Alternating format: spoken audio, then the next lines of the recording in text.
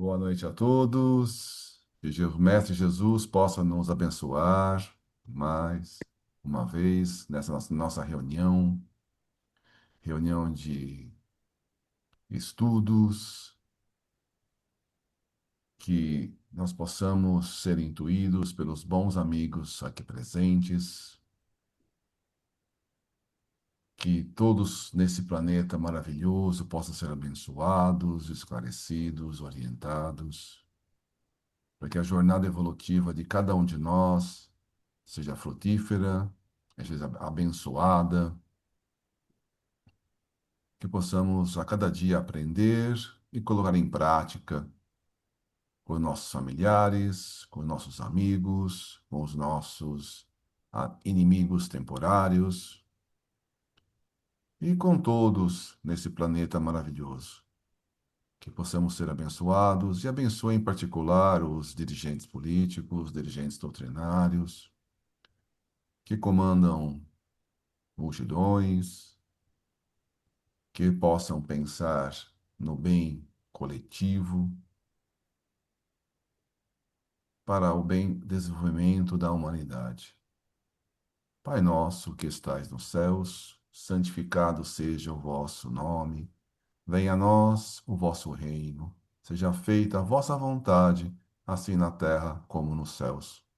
O pão nosso de cada dia dá-nos hoje e sempre, Senhor. Perdoa-nos, Senhor, nossas dívidas, assim como nós perdoamos aos nossos devedores. Não nos deixeis cair em tentação, e livra-nos de todos os males. E graças ao bom Deus.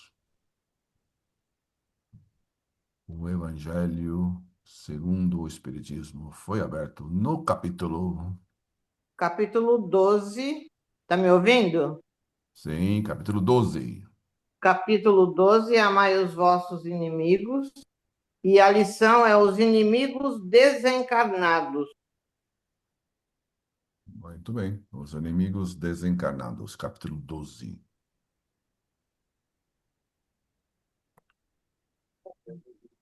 Bom, nós estamos aqui no tomo 1 do estudo sistematizado da doutrina espírita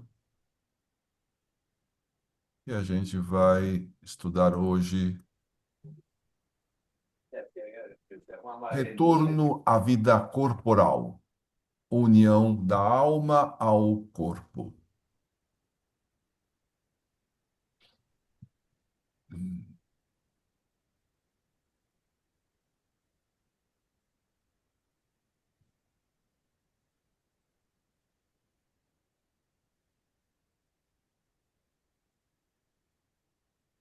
União da alma ao corpo. A união começa na concepção, mas só é completa por ocasião do nascimento. Desde o instante da concepção, o espírito designado para habitar certo corpo, a este se liga por um laço fluídico, que cada vez mais se vai apertando até ao instante em que a criança vê a luz. Este laço se estreita cada vez mais à medida que o corpo vai se desenvolvendo. Desde esse momento, o espírito sente uma perturbação que cresce sempre ao aproximar-se do nascimento, ocasião em que ela se torna completa. O espírito perde a consciência de si e não recobra as ideias senão gradualmente a partir do momento em que a criança começa a respirar. A união, então, é completa e definitiva. É definitiva a união, no sentido de que outro espírito não poderia substituir o que está designado para aquele corpo. Mas, com os laços que ao corpo o prendem são ainda muito fracos, facilmente se rompem e podem romper-se por vontade do espírito, se este recua diante da prova que escolheu. Em tal caso, porém, a criança não vinga. A perturbação que acompanha o espírito o adverte de que lhe soou o momento de começar nova existência corpórea.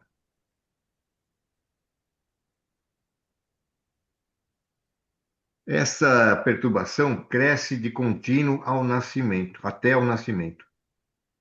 Nesse intervalo, seu estado é quase idêntico ao de um espírito encarnado durante o sono. À medida que a hora do nascimento se aproxima, suas ideias se apagam, assim como a lembrança do passado, do qual deixa de ter consciência na condição de homem, logo que entra na vida. Essa lembrança, porém, lhe volta pouco a pouco ao retornar ao estado de espírito.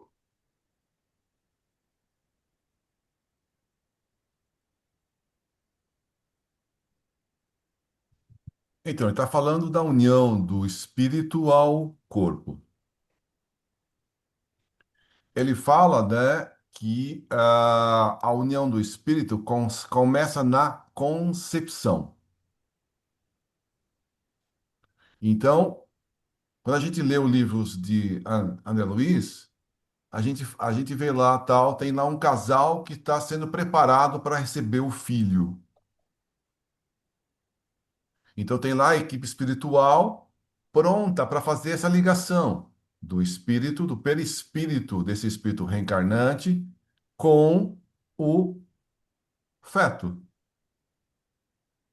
Então, aí nesse livro ele fala, ó, o momento do casal ele é preservado. Então, o casal está lá tendo as relações sexuais, é o momento que é respeitado. Logicamente, se o casal é um casal que mantém o respeito, né? Se o casal mantém o respeito, o momento sexual ele é preservado, né?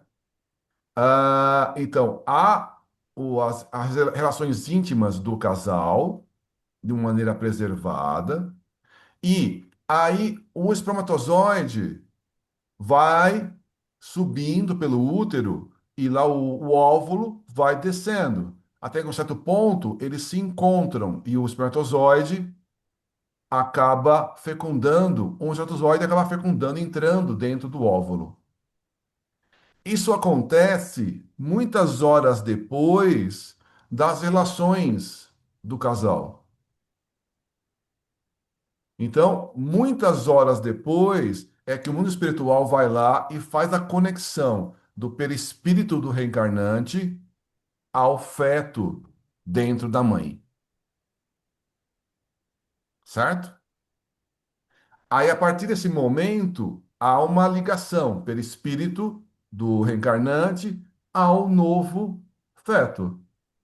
E essa concepção, essa ligação vai ocorrendo do perispírito, célula a célula, à medida que ele vai se desenvolvendo. Então, o corpo vai crescendo, vai criando mais células, e as células vão se ligando ao perispírito. O perispírito se liga às células que vão se desenvolvendo.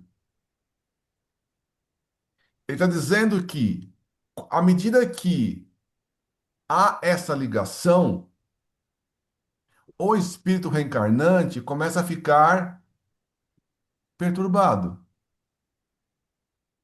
E essa perturbação, essa perda de consciência vai acontecendo à medida que o corpo vai crescendo. À medida que o corpo vai crescendo, ele vai perdendo essa consciência. E essa consciência vai acontecendo no primeiro mês, segundo mês, terceiro mês, e vai, o espírito vai ficando cada vez mais sonolento. Até que, no momento do nascimento, onde ele vai falar agora, o espírito não assiste o nascimento, né? Então ele vai perdendo e vai esquecendo. E ele vai se reduzindo.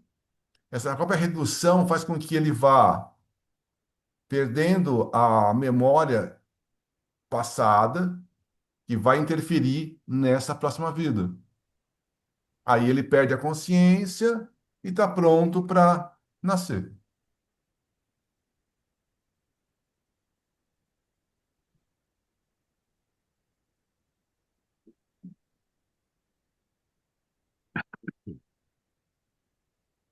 Oh. É. Assim, o espírito jamais presencia o seu nascimento. Quando a criança respira, começa o espírito a recobrar as faculdades, que se desenvolvem à proporção que se formam e consolidam os órgãos que se lhes hão de servir às manifestações. Mas, ao mesmo tempo que o espírito recobra a consciência de si mesmo, perde a lembrança do seu passado, sem perder as faculdades, as qualidades, as aptidões anteriormente adquiridas, que haviam ficado temporariamente em estado de latência e que, voltando à atividade, vão ajudá-lo a fazer mais e melhor do que antes. Ele renasce qual se fizera pelo seu trabalho anterior. O seu renascimento lhe é um novo ponto de partida, um novo degrau a subir. O laço fluídico que prende o espírito ao corpo é o próprio perispírito, que, como sabemos, é semimaterial, isto é, pertence à matéria pela sua origem e à espiritualidade pela sua natureza etérea. Como toda matéria, ele é extraído do fluido cósmico universal, que, nessa circunstância, sofre uma modificação especial. O fluido perispirítico constitui, pois, o traço de união entre o espírito e a matéria. Enquanto aquele se acha unido ao corpo, serve-lhe ele de veículo ao pensamento para transmitir o movimento das diversas partes do organismo, as quais atuam sobre a impulsão de sua vontade, e para fazer que repercutam no espírito as sensações que os agentes exteriores produzam. Servem-lhe de fios condutores os nervos como, no telégrafo, ao fluido elétrico serve de condutor ao fio metálico. Dessa forma, quando o espírito tende a encarnar num corpo humano em vias de formação, um laço fluídico, que mais não é do que uma expansão do seu perispírito, o liga ao germe, que o atrai por uma força irresistível, desde o momento da concepção. À medida que o germe se desenvolve, o laço se encurta, sobre a influência do princípio vitomaterial do germe. O perispírito, que possui certas propriedades da matéria, se une molécula a molécula ao corpo em formação, donde o poder dizer-se que o espírito, por intermédio do seu perispírito, se enraiza de certa maneira nesse germe, como uma planta na terra. Quando o germe chega ao pleno desenvolvimento, completa é a união. Nasce então o ser para a vida exterior. As elucidativas informações sobre a reencarnação de Sigismundo e a de Mancini, relatadas pelo espírito André Luiz, respectivamente nos capítulos 13 e 14 do livro Missionários da Luz, a partir do capítulo 16 e a Vida Continua, representam fontes de conhecimento sobre o assunto.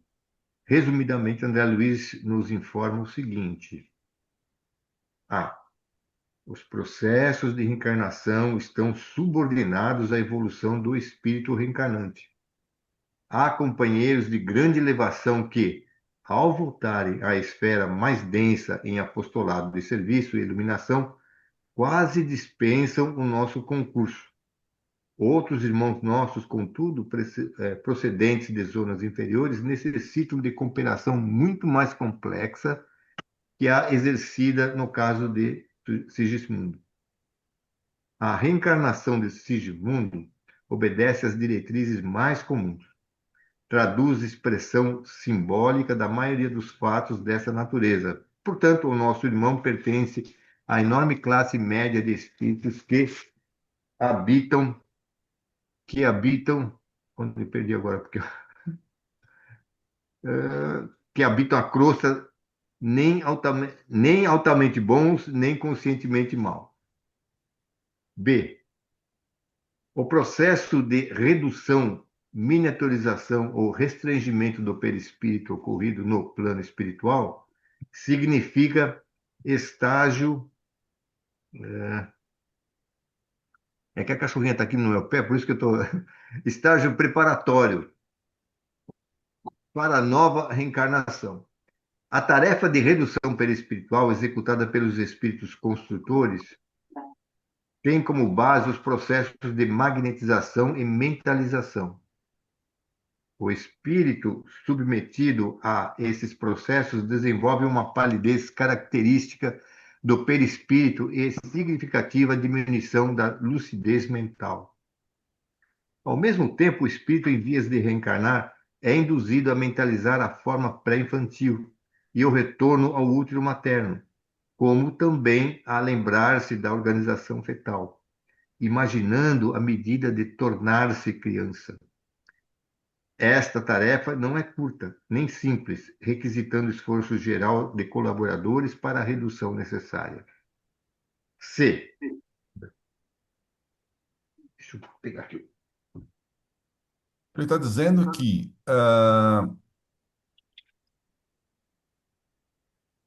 espíritos superiores, eles, na hora de reencarnar, eles praticamente quase que dispensam a ajuda de outros espíritos.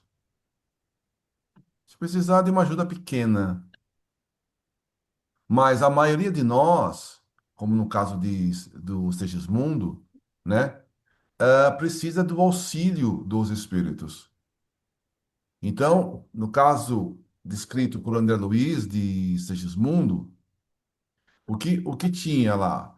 Eles, na hora da concepção, na hora da união do perispírito ao corpo, eles fizeram uma redução do perispírito de um adulto para uma criança. Então, fluidos acabaram saindo, retirando desse espírito, do perispírito, né? Para reduzir e torná-lo uma criança. Então, o próprio espírito mentaliza essa redução, mas, como a maioria de nós, né, como no caso de Segismundo, a maioria de nós precisa do auxílio do mundo espiritual para fazer essa redução. Então, tem todo o trabalho, tem toda a equipe, né, para poder ajudar nessa redução do perispírito. Essa união, né, acontece do perispírito com o corpo, como está falando, como se fosse uma raiz, célula a célula. O perispírito é um molde para o novo corpo. Então, todas as características do corpo, né, estão no molde no perispírito. Então, se o perispírito tem um desequilíbrio, né, esse reflete no corpo em formação. Se a pessoa, por exemplo, prejudicou o pulmão na outra vida, tem o pulmão meio debilitado. Aí a criança pode nascer com alguma deficiência no pulmão, porque o perispírito está debilitado, né? A ciência fala, mas sei que são vários irmãos, esse nasceu com essa doença e o outro irmão nasceu sadio. É por acaso? Não, é porque o molde estava com defeito. Então, tudo que a gente faz e tem o nosso comportamento acaba tendo um reflexo no nosso perispírito. E o nosso perispírito, se tá doente, pode gerar um corpo debilitado. Então, isso acaba gerando um corpo debilitado porque o meu perispírito estava com problemas. Aí ele vai se formando a criança, aí fez a criança. Aí o perispírito tem o formato da criança. E ele vai se desenvolvendo junto com a criança que vai nascendo, vai crescendo.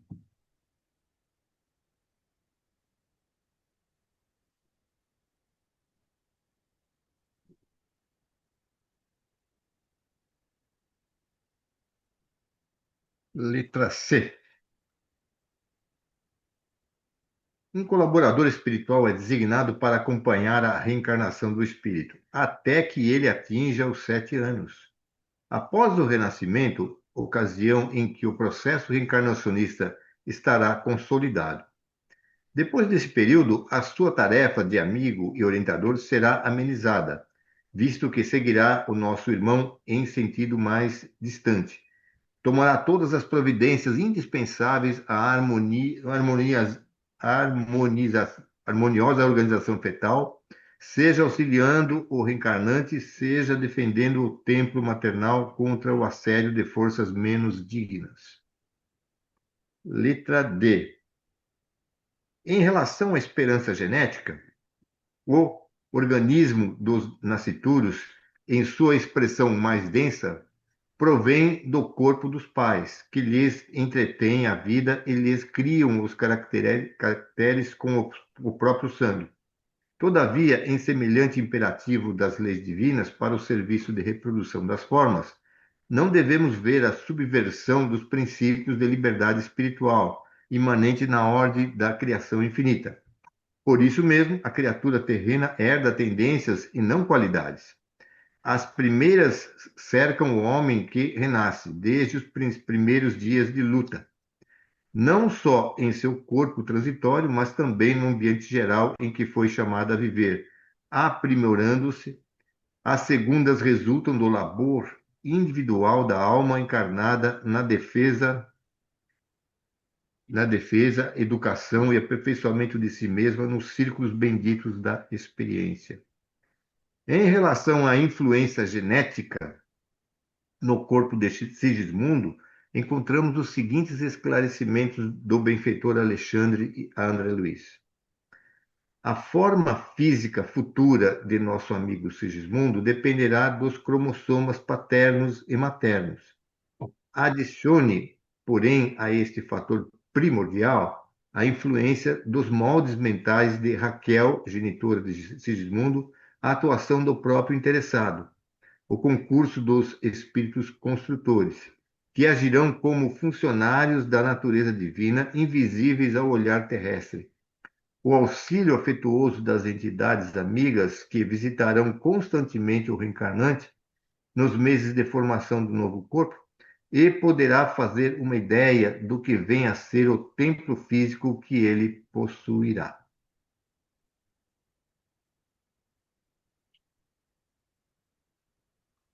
Então, o filho, ele usa a matéria-prima dos pais.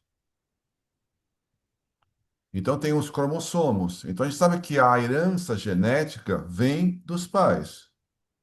Agora, essa herança genética dos pais, né, pode vir dos pais, dos avós, de toda a herança genética que tem. Então, a gente sabe, por exemplo, que uma pessoa de olhos castanhos, né?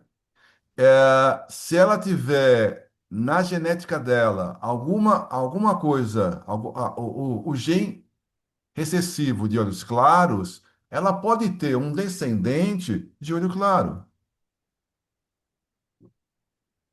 Por exemplo, eu tenho olho castanhos, o meu pai tem olho castanho, a minha mãe tem olho castanho, mas os meus avós tinham olhos claros.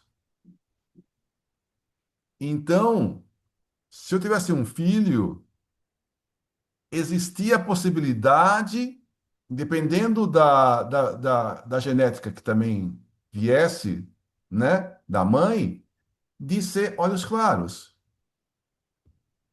Agora, digamos que o meu aqui, ó, é castanho e eu tenho castanho. Os dois genes são castanhos.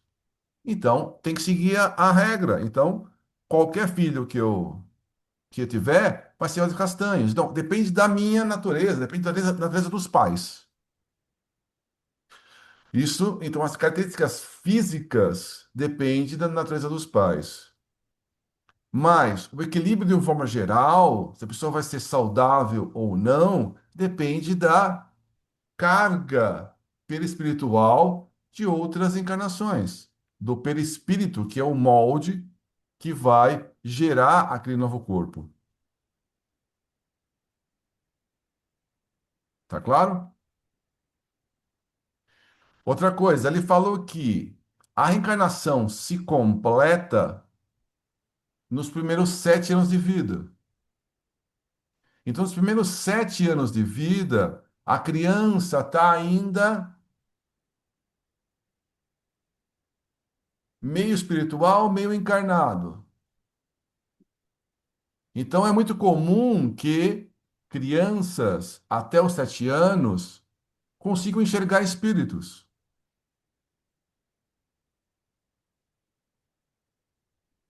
Isso de maneira natural, sem a criança ter medo, sem nada. Então, a criança tem lá, está lá brincando e está conversando com alguém, conversando com um espírito. Então, é comum isso acontecer, né? Ele tá dizendo no texto que durante os primeiros 7 anos, esse espírito amigo, esse espírito guardião, fica muito mais próximo para tomar conta desses primeiros 7 anos, que a criança está mais debilitada, precisa de mais cuidados. A partir dos 7 anos que a reencarnação se completa, esse espírito dá atenção, mas pode ficar mais distante, porque a criança não precisa de tantos cuidados como precisa até os 7 anos,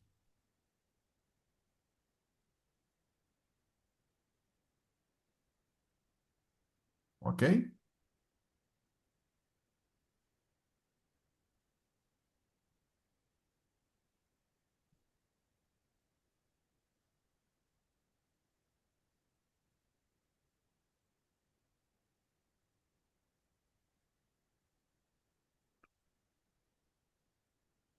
O processo da concepção ou fecundação. Nos milhares de renascimentos na Terra, os princípios embriogênicos funcionam automáticos cada dia.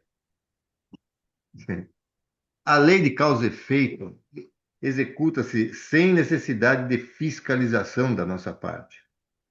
Na reencarnação, basta o magnetismo dos pais, aliado ao forte desejo daquele que regressa ao campo das formas físicas. Desse modo geral, a maioria das almas que reencarnam satisfazem a fome inquietante de recomeço. Milhões de destinos se reestruturam dessa forma, qual se refaz uma grande floresta. A sementeira cresce, estimulada pelo magnetismo do solo. A existência corpórea germina de novo, incentivada pelo magnetismo da carne.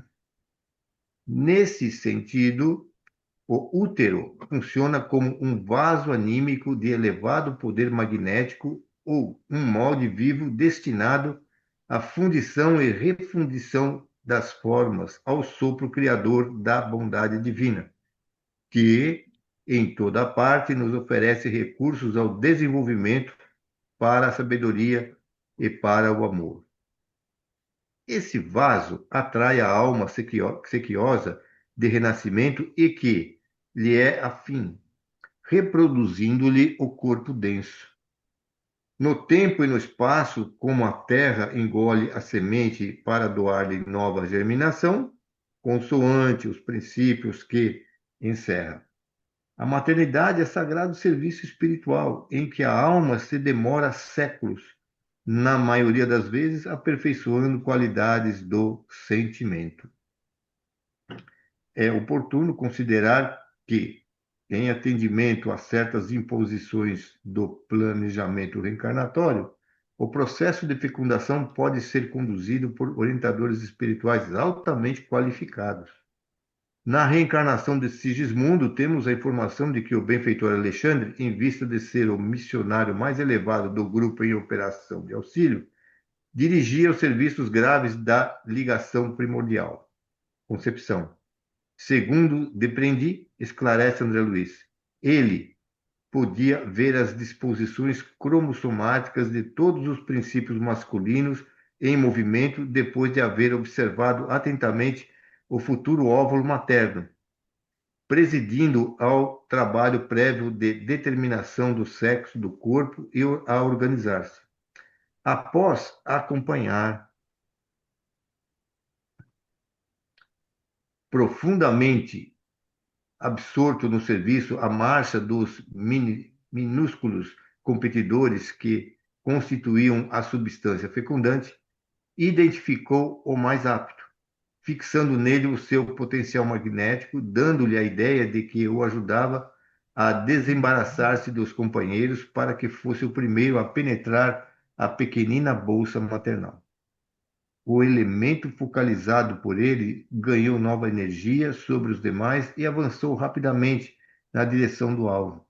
A célula feminina que, em face do microscópio projétil espermático, se assemelhava a um pequeno mundo arredondado de açúcar, amido e proteínas, aguardando o raio vitalizante.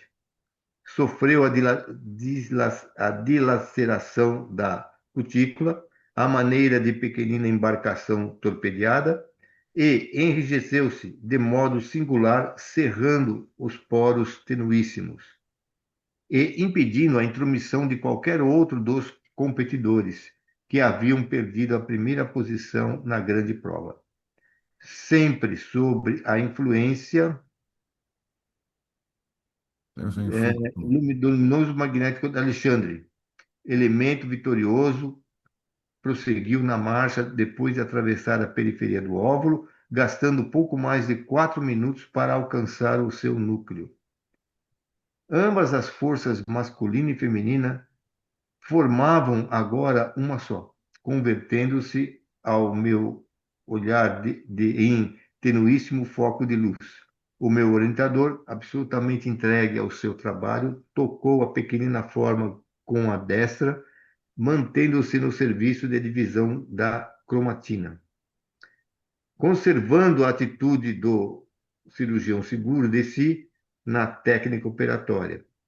Em seguida, Alexandre ajustou a forma reduzida de Sigismundo, que se interpenetrava com o organismo perispíritico de Raquel sobre aquele microscópico globo de luz, impregnado de vida, e observei que essa vida latente começou a movimentar-se.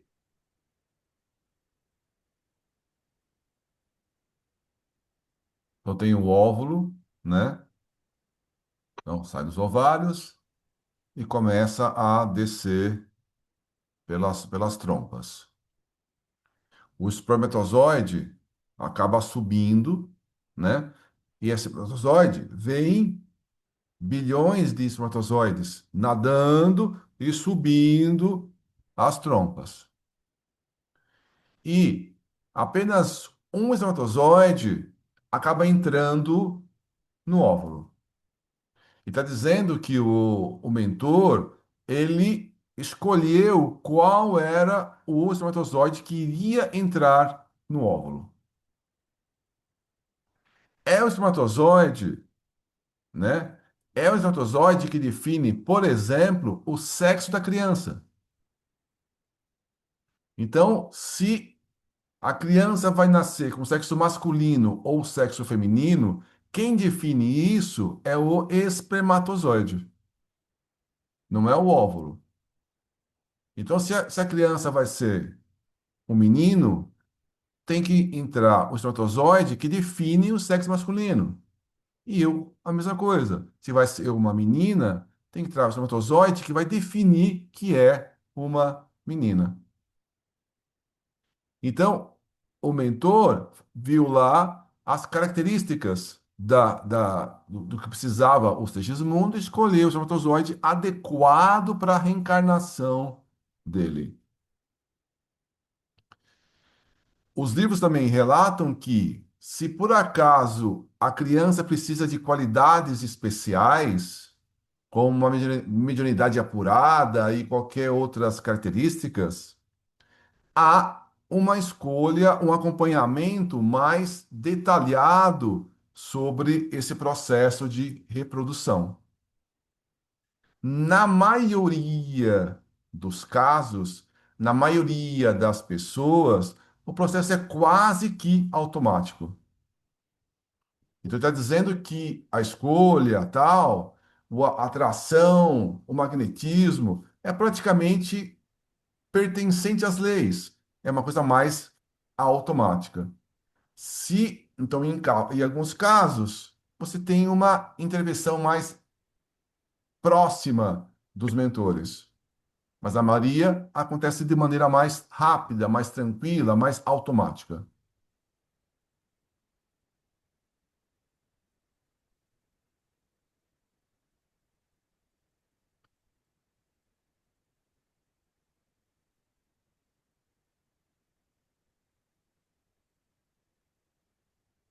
A gravidez ou gestação. Durante a vida intrauterina, dando o embrião tanto o embrião quanto o feto têm uma vida semelhante à planta que vegeta. A criança vive vida animal. O homem tem a vida vegetal e a vida animal que, pelo seu nascimento, se completam com a vida espiritual. O organismo maternal fornecerá todo o alimento para a organização básica do aparelho físico, enquanto a forma reduzida do espírito reencarnante atuará como ímã entre limalhas de ferro, dando forma consistente à sua futura manifestação no cenário da crosta. Cromatina, o que fala aí? Pode ser? Cromatina, substância constituinte do cromossomo de todas as células evolutivamente superiores, células eucarióticas, composta de DNA, RNA e proteínas. A cromatina sexual ou corpúsculo de Barr é uma estrutura formada por cromossomo X, condensado e inativo, encontrada apenas nas células das mulheres e demais mamíferos do sexo feminino. Retornemos ao exemplo, retornemos ao exemplo da reencarnação de Sigismundo. Nesse caso, André Luiz reconhece que, após a fecundação ocorrida sob a direção de Alexandre, o serviço de segmentação celular e ajustamento dos corpúsculos divididos ao molde do corpo perispirítico, em redução, era francamente mecânico, obedecendo às disposições naturais do campo orgânico. Mas toda a entidade microscópica do desenvolvimento da estrutura celular recebia o toque magnético das generosas entidades em serviço, dando-me a ideia de que toda célula filha era convenientemente preparada para sustentar a tarefa da iniciação do aparelho futuro. A mulher grávida, além da prestação de serviço orgânico à entidade que se reencarna, é igualmente constrangida a suportar-lhe o contato espiritual, que sempre constitui um sacrifício quando se trata de alguém com recursos escuros, com alguém com escuros débitos de consciência. A organização feminina, durante a gestação, sofre verdadeira enxertia mental. Os pensamentos do ser que se acolhe ao santuário íntimo envolvem-na totalmente, determinando significativas alterações em seu cosmo biológico. Seu filho é senhor de larga evolução e dono de elogiáveis qualidades morais, consegue auxiliar o campo materno, prodigalizando-lhe sublimadas emoções e convertendo a maternidade habitualmente dolorosa em estação de esperanças e alegrias intraduzíveis. A corrente de troca entre mãe e filho não se circunscreve à alimentação de natureza material, estende-se ao intercâmbio constante das sensações diversas. As mentes de um e de outro como que se justapõem, mantendo-se em permanente comunhão até que a natureza complete o serviço que lhe cabe no tempo. De semelhante associação procedem os chamados sinais de nascença. Certos estados íntimos da mulher alcançam, de algum modo, o princípio fetal, marcando-o para a existência inteira. É que o trabalho da maternidade assemelha-se a delicado processo de modelagem, requisitando, por isso mesmo, muita cautela e harmonia para que a tarefa seja perfeita. É comum a verificação de exagerada sensibilidade da mulher que engravida. A transformação do sistema nervoso nessa circunstância é indiscutível. A explicação é muito clara. A gestante é uma criatura hipnotizada a longo prazo. Tem o campo psíquico invadido pelas impressões e vibrações do espírito que lhe ocupa as possibilidades para o serviço de reincorporação no mundo.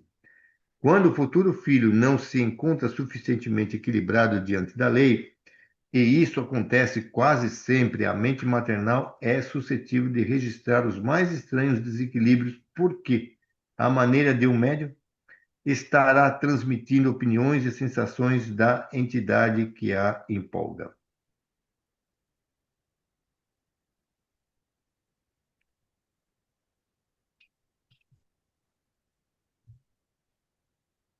Então ele está dizendo que a mãe, né? Então a mãe está fornecendo todo o alimento para o filho. O espírito, através do seu perispírito, está fornecendo o molde para a criança crescer. Mas além dessa troca de alimentos, né, de fluidos, a parte espiritual, os dois espíritos estão muito próximos, muito interligados. Por isso que os livros dizem que a mãe é como se estivesse incorporada por 9 meses.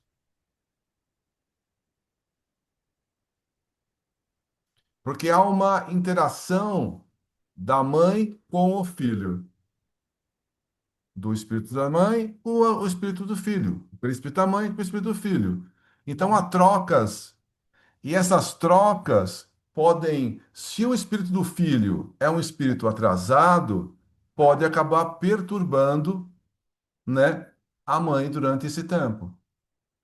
Se o espírito o espírito do filho é um espírito mais elevado, acaba auxiliando, deixando a mãe de maneira melhor durante esse período. Então há essa troca, essa proximidade dos dois e há isso. Então essa sensibilidade que a mãe tem durante a gravidez é explicada por essa interação do, do perispírito da mãe com o perispírito do filho. Então, por isso que uma gestação e outra são diferentes, já que os filhos são diferentes. Então, uma encarnação pode ser, um filho pode ter uma gestação pode ser super tranquila, né? Harmonia e tal. E a outra encarnação pode ser bem diferente, devido à natureza dos filhos serem diferentes. Então, tem que pensar nessa interação física. Então, a mãe também é um molde. A mãe está fornecendo. O molde é do perispírito. Mas a mãe também ajuda nessa formação, né? Porque ela é a matriz ali que está criando aquele filho. Então, a mãe também está ajudando nessa crescimento, nessa concepção, na formação do espírito, com a interação que tem do perispírito do filho.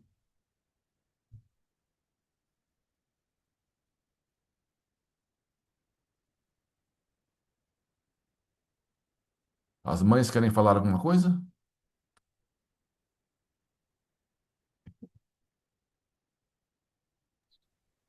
É que já faz tanto tempo que eu esqueci como que foi. Elas estão falando assim, ó, nossa, eu fiz tudo isso e não sabia.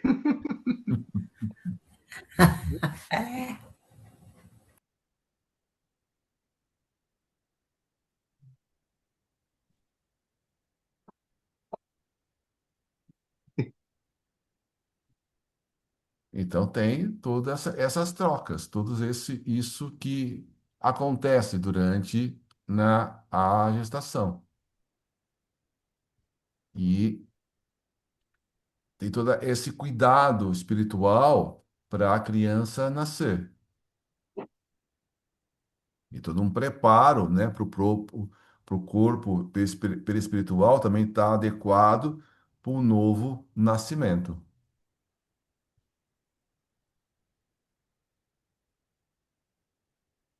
Perguntas, dúvidas?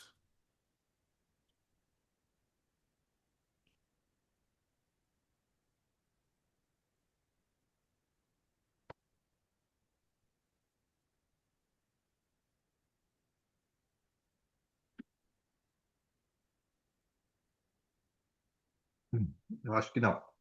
Para a gente entender melhor, acho que na próxima reencarnação, quem sabe se a gente nascer mulher, né? Quem sabe? Aí a gente vai ter.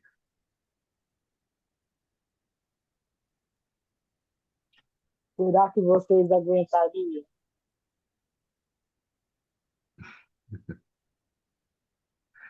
Aqui numa reunião espírita aqui que a gente tinha um rapaz que se chama, né, ainda, Tatão. É um senhor aqui que é da região mesmo, e, e ele começou a participar da reunião, né? Mas aí quando entrou nesse texto aí, nesse, nesses estudos que o Lourenço está passando aí, né? O Zé Antônio estava comandando lá. É, então essa questão da reencarnação, você pode voltar com um espírito, com uma carne de uma mulher. Ai, meu Deus do céu, Tatão. Que isso, menino? Você tá louco? Que ideia é essa? Mas nem a pau que ele podia entender, pelo menos, que ele podia nascer em outra. Pois é.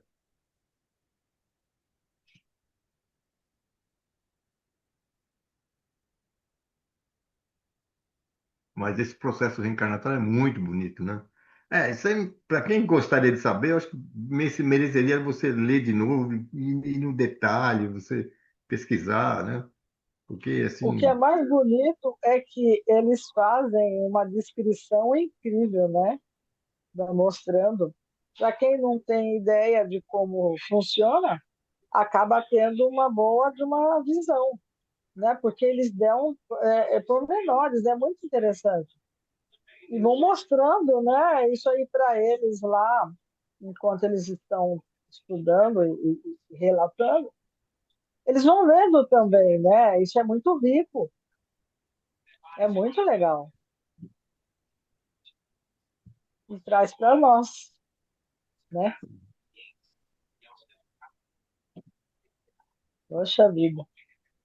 Na próxima encarnação, se eu nascer mulher, eu vou ficar mais atenta para ver como é. Agora eu já sei, né? Aí, quando eu ficar grávida, eu vou ficar prestando atenção em todas essas informações quando- que o Espírito está trazendo para nós. no seu planejamento reencarnatório, você tem que ver tudo no detalhe lá direitinho o que vai acontecer, né? Eu acredito que quanto mais a gente estuda, mais informação a gente ganha. E essas informações, elas são permanentes, elas não se perdem. Então, a gente vai levar essas informações para a próxima reencarnação. Eu creio que a gente vai ter essa noção, sim. A gente vai dar uma lembradinha, nem que seja de leve, mas a gente vai ter essa familiaridade com a situação. Eu acho que é muito legal, certo?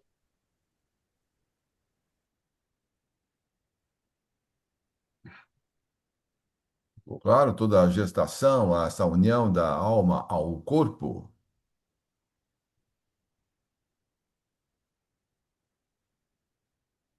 Hum? Eu achei maravilhoso. Quando eu fiquei grávida a primeira vez do Christian, eu fiquei super feliz. Foi uma felicidade exagerada até. Então, talvez eu já tivesse alguma noção, né? Não sei, mas eu fiquei muito feliz. E do Denis também, mas assim, a primeira foi uma, né? Assim, uma coisa,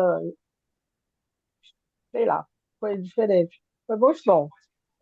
Então, eu creio que aí está já uma explicação, né? Eu fiquei numa felicidade extrema, te juro. Acho que foi um dos meus momentos mais felizes até hoje, Uhum. quando eu soube da gravidez.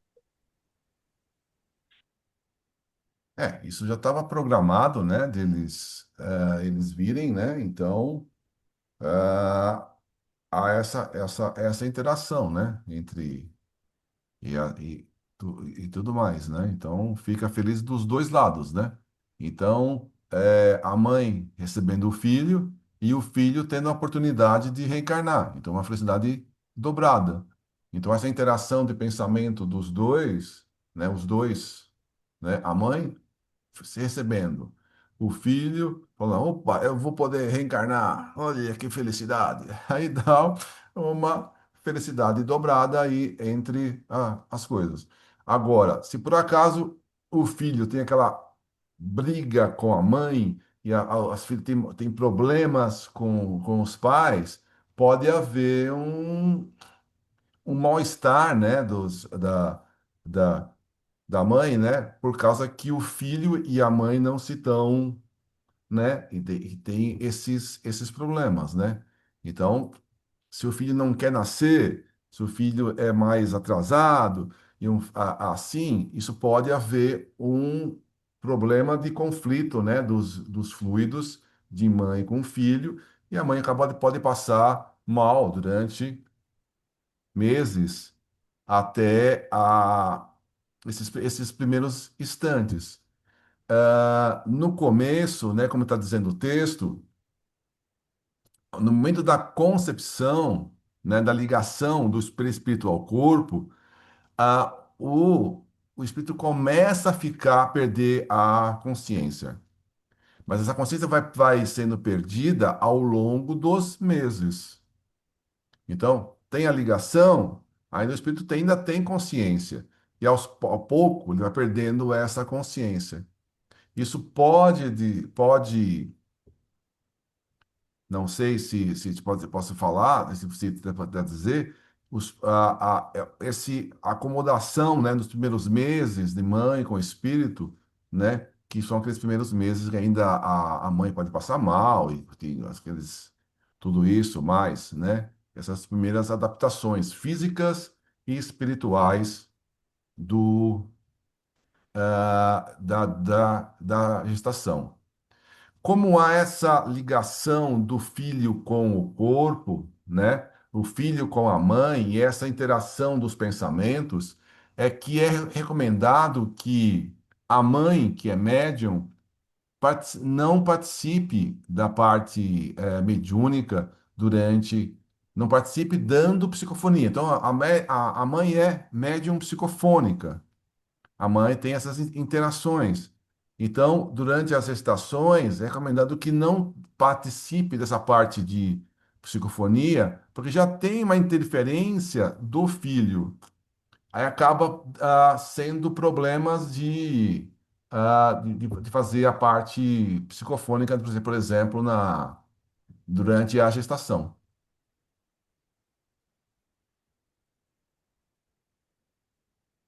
Não é isso, Celso? É isso aí. É,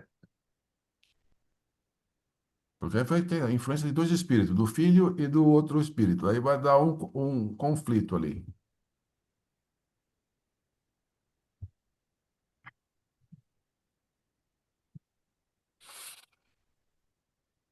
que a gente tem Beleza? que lembrar de que esse encontro do espírito reencarnante, ele vai reencarnar para diversos ajustes, né?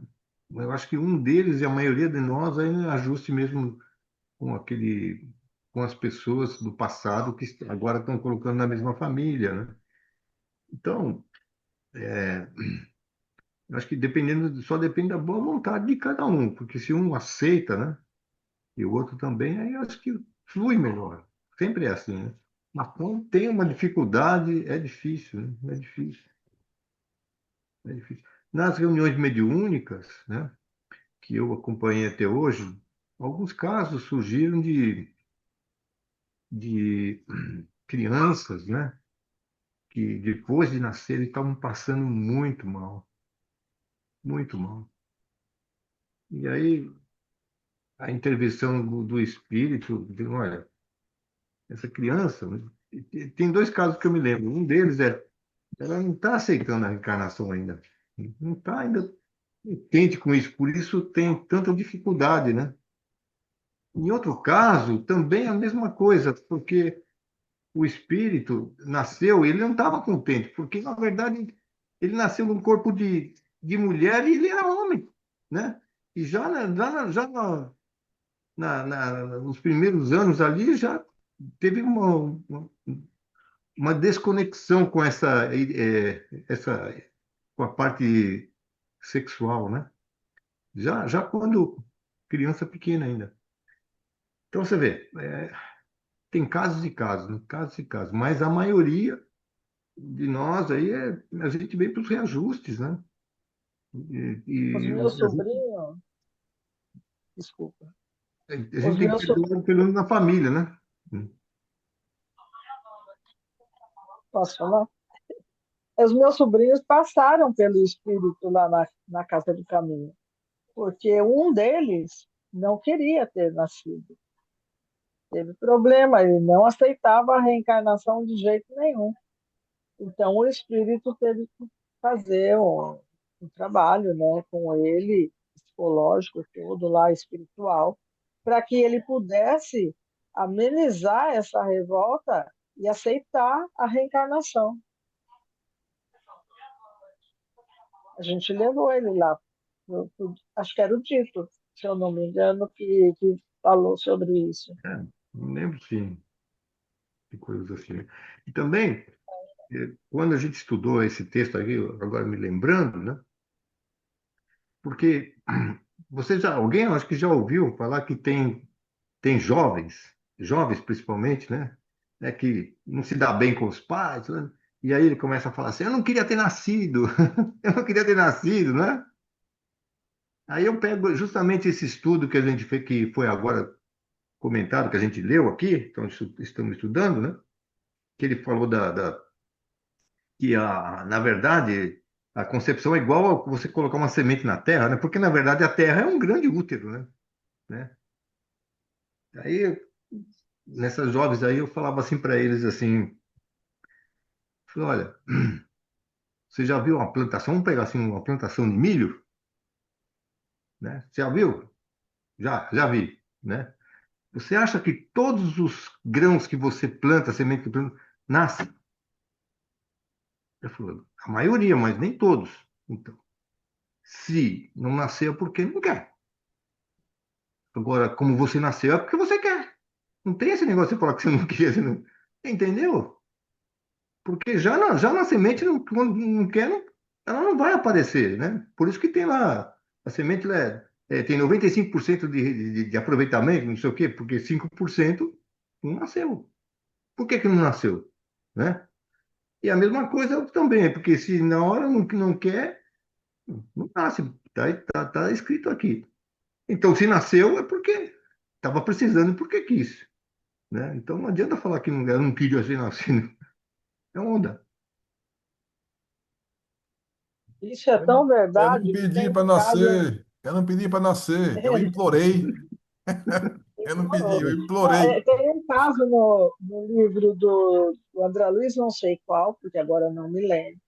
Ele relata também de um caso de uma mãe e uma criança que eles ficaram nesse impasse. Ela sofreu muito, ele não queria nascer, ela também acho que não estava aceitando a criança, e foi um debate que, no fim, se eu não me engano, eu acho que ela também retornou para o mundo espiritual com a criança, porque ele não aceitou a reencarnação, ele não. E o problema causado por essa gestação indevida, né, não permitida, acho que ela também desencarnou. Eu acredito que é, é muito fácil, mas é bem lógico de se entender isso, né? Bom, uma outra coisa aí sobre isso é o seguinte: então ele falou que durante a gestação há uma redução, né? O próprio André Luiz relata do Segismundo essa redução do perispírito a uma criança. Então, o perispírito tem a forma de uma criança. Então, ele está nascendo lá, reencarnando, tá se desenvolvendo, e o perispírito tem o formato de uma criança. Digamos que esse perispírito, no formato de uma criança, não nasça. Ou que ela nasça e por poucos dias ou pouco tempo ela desencarne. Aí ela retorna no mundo, para o mundo espiritual num formato de criança. Então o perispírito está no formato de criança. Aí esse perispírito no formato de criança ele vai se desenvolver também lá no mundo espiritual, porque ele está no formato de criança e ele vai se desenvolvendo e vai crescendo no mundo espiritual. E para esse crescimento, esse desenvolvimento, existem mães lá do outro lado que ajudam nesse desenvolvimento e crescimento da criança voltar. Logicamente que você, como o perispírito é mais maleável, você pode crescer lá do mundo espiritual, pode crescer até mais rapidamente do que cresce aqui. Mas não é porque a criança desencarna que ela volta automaticamente à fase adulta, né? Talvez um espírito mais evoluído possa até fazer isso mais rapidamente, mas um espírito, a maioria dos espíritos, né, desencarna como criança e tem que passar de uma adaptação para se desenvolver e chegar na fase adulta na forma de espírito. Lorenza, não sei se vocês já ouviram uma, é uma palestra da Anete Guimarães, né, que fala sobre essa questão de uma criança, quando ela, no período até 7 anos, ela desencarna, né, o que acontece? E ela estava explicando que a criança se vai até 3, no máximo 4 anos, varia nesse período, ao desencarnar esses espíritos, normalmente ao desencarnar, eles voltam ao estado natural do espírito. O que não volta é depois dos 3, 4 anos, porque você está próximo do término da reencarnação, né? Então aí sim precisaria de que ele ficasse no estado de criança e depois, como você falou agora, ir desenvolvendo até se formar, ficar adulto, vamos dizer assim, né? Espiritualmente, ao espírito do que ele era antes, né? Isso que a Nete Guimarães estava explicando lá com as pesquisas que ela estava fazendo. Entendi. Então, corrigindo a informação.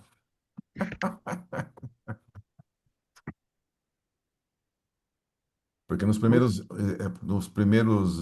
meses, né? Primeiros meses, primeiros anos, ainda você está mais do lado espiritual do que do lado material. Então é mais fácil voltar. Mas quando está mais próximo já dos 7 anos, já tá praticamente já mais próximo da encarnação. Então é mais fácil ir para frente. Faz sentido. Muito bem. Alguma pergunta a mais? Algum esclarecimento? Não? Então quem quer fazer a prece de encerramento?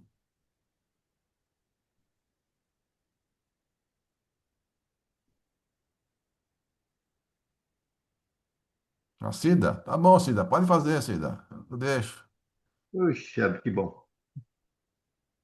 Eu faço. Essa lição é tão bonita, né? E tanta gente matando criança, né? Tantos... Ai, meu Deus, dá até dó. E é uma lição tão linda dessa. Ai, fazer o quê? Então vamos lá. Vamos agradecer a Deus, nosso Mestre Jesus, por mais esse dia. Agradecer por essa semana que vamos passar. E agradecer pela nossa saúde. E pedindo a Deus que nos dê muita paz. Pai nosso que estais nos céus, santificado seja o vosso nome. Venha a nós o vosso reino, seja feita a vossa vontade, assim na terra como no céu. O pão nosso de cada dia nos dai hoje. Perdoa, Senhor, as nossas ofensas, assim como nós perdoamos a quem nos tem ofendido. E não nos deixeis cair em tentação, mas livrai-nos, Senhor, de todos os maus. E assim seja, graças a Deus.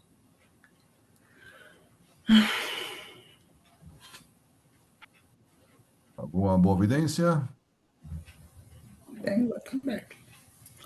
Eu tenho uma bem bacaninha, que aparece um espírito homem bem longe, e ele irradia uma luz branca.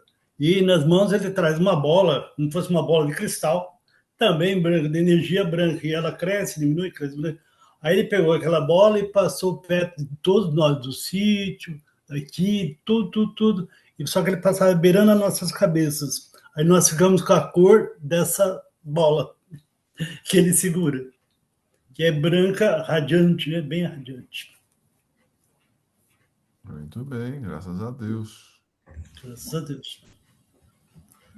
Então, boa noite a todos. Boa noite. Tchau, Celso. Tchau, Lourenço. Até amanhã. Obrigado. Tchau, Sônia. Tchau, Ângela. Tchau, até amanhã.